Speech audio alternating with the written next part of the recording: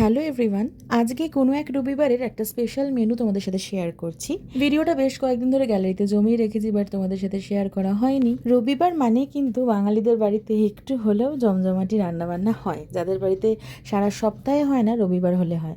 সেরকমই আমাদের বাড়িতে রবিবার করে একটা শাক হয়, বিশেষ করে লাল শাক, তাও আবার চিংড়ি মাছ দিয়ে হয়, যেটা আমরা প্রচণ্ড খেতে ভালোবাসি। আমাদের পরিবারের সবাই খেতে ভালোবাসে।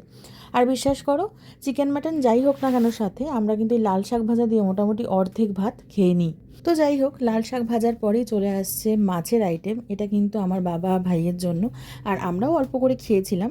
বাট আমাদের যেহেতু শো স্টপার মাটন রয়েছে, সেই জন্য কিন্তু আমরা মাছটা একটু অল্প করেই খাই, কারণ ভাই আর বাবা চিকেন মাটন কিছু খায় না, মাছটুকু খায়। আর আজকে হয়েছিল পার্শে মাছের ঝাল।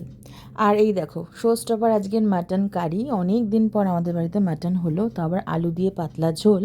মা কিন্তু আমাকে নাল্লির পিসটা দিল প্রথমেই, আর মা আমাকে খুব যত্ন করে মাটন বলো চিকেন বলো সব থেকে ভালো ভালো পিসগুলো আমার জন্য তুলে দেয়। আমি যদি কোনো সময় বলি মা আজকে আমি খাবো না, তুমি খাও, তাহলেও কিন্তু মা নিজে খায় না, আমাকে তুলে দেয়। এটাই মনে হয় মায়েদের নেচার। তো যাই হোক, আমি কিন্তু সারা সপ্তাহ একটা ছোটোখাটো ডায়েটের মধ্যে দিয়ে চলি। যেমন ভাতটাকে অ্যাভয়েড করি, মিট হলেও সেটা যেন রেড মিট না হয় সেটা চেষ্টা করি, অর্থাৎ চিকেন খাই।